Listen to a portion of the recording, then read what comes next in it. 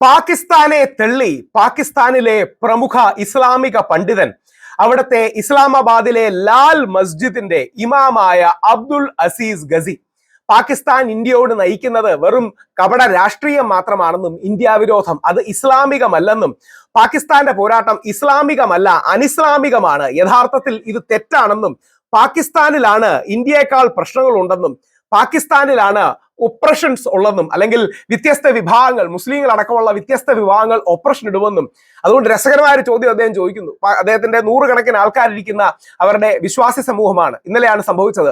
International ലെവലിൽ video വൈറലാകുക. നിങ്ങൾ എത്ര പേര് പാകിസ്ഥാനെ പിന്തുണയ്ക്കുമെന്ന് ചോദിക്കുന്നു. പാകിസ്ഥാനികളുടെ ഇടയിൽ നിന്ന് കൂടി വന്നാൽ ഒന്നോ രണ്ടോ ആൾക്കാരാണ് ഈ നൂറുകണക്കിന് ആൾക്കാരുടെ ഇടയിൽ നിന്ന് കൈവെക്കുന്നത്. പാകിസ്ഥാനെ പിന്തുണയ്ക്കുന്ന എത്ര പേരെന്നാണ്. നേരെ മറിച്ച് ഈ ചോദ്യം ഇന്ത്യയിൽ ചോദിച്ചിരുന്നെങ്കിൽ 99.99% ആൾക്കാരും ഹിന്ദുവും മുസ്ലിമും ക്രിസ്ത്യാനിയും വിശ്വസിയും അവിശ്വാസിയും എല്ലാം ഇന്ത്യയെ പിന്തുണയ്ക്കുമായിരുന്നു. പാകിസ്ഥാന്റെ ഉള്ളിലെ യാഥാർത്ഥ്യമാണ് തുറന്നു കാണിക്കുന്നത്. അടുത്തത് ആ വീഡിയോയും കൂടെ കാണണം, കണ്ടിരിക്കേണ്ട വീഡിയോ ആണ്. എത്ര പാകിസ്ഥാനി ഇന്ത്യയോടുള്ള യുദ്ധത്തെ സപ്പോർട്ട് ചെയ്യും, പാകിസ്ഥാനെ സപ്പോർട്ട് ചെയ്യുമെന്ന് ചോദിക്കുമ്പോൾ ആളില്ല സപ്പോർട്ട് ചെയ്യാൻ.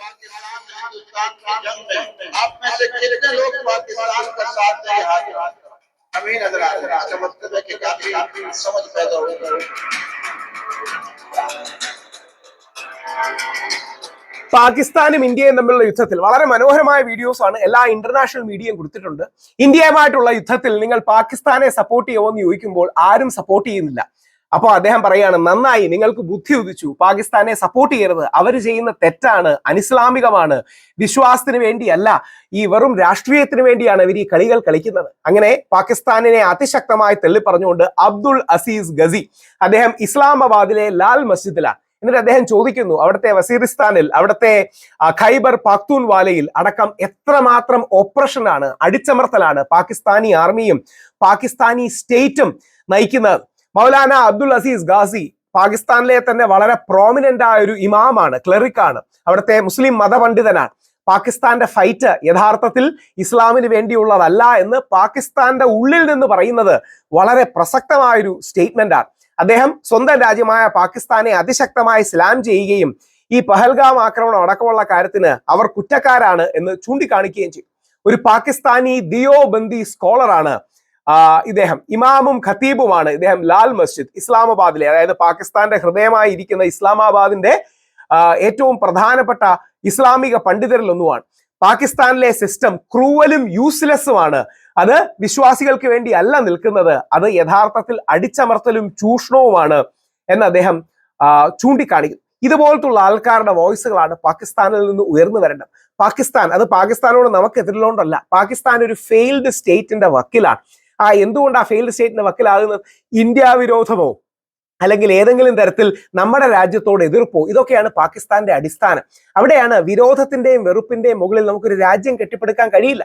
അങ്ങനെയാണ് പാകിസ്ഥാനും ബംഗ്ലാദേശും രണ്ടായി മാറുന്നത്. ഇന്ദിരാഗാന്ധി അടക്കം നമ്മുടെ മിലിറ്ററി അടക്കം അന്നെടുക്കുന്ന തീരുമാനം ഇവരെ സ്പ്ലിറ്റ് ചെയ്യാനാണ്. കാരണം ആരോടെങ്കിലും ഉള്ള ഒരു വിരോധത്തിൽ നമുക്ക് ഒരു രാജ്യം കെട്ടിപ്പടുക്കാനാവില്ല. ഇത് തന്നെയാണ് ഈ നമ്മുടെ നാട്ടിലെ തീവ്ര വലതുപക്ഷക്കാരോട് പറയാനുള്ളത്. നമുക്കൊരു ഹിന്ദു പാകിസ്ഥാൻ ഉണ്ടാക്കാൻ പറ്റില്ല.